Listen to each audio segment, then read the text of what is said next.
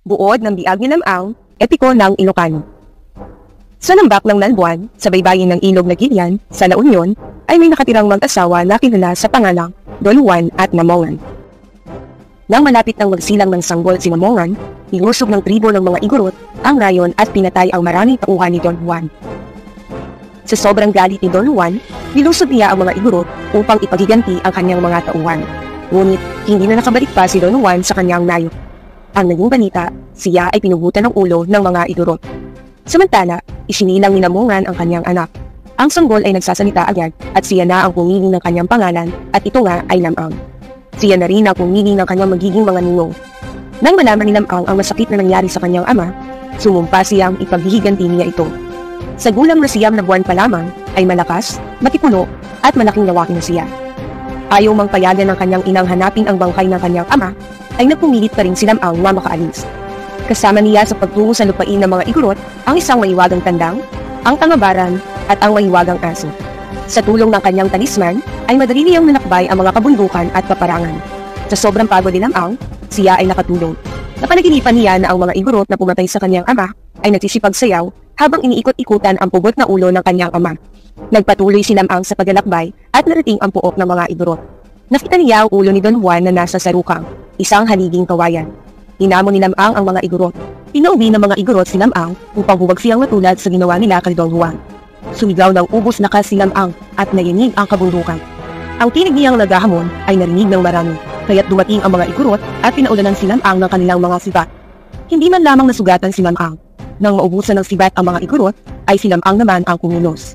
Hinugot niya ang mahaba niyang itak at para lamang siyang tumatabas ng puno ng saging na pinapapatay ang mga nakalaban. Umuwi si Lamang sa Nalbuan. Naligo siya sa ilog Amburayan sa tulong ng mga dalaga ng tribo. Sa sobrang dungis na nanggaling kay Lamang, namatay ang mga isda sa ilog ng Amburayan at nagsiyahon ang mga igat at alimasag sa pampang. Matapos mamahina, ay kumayak na si Lamang patungo sa Kalanutyan upang manligaw sa isang binag na nagngangalang Ines Canoyan.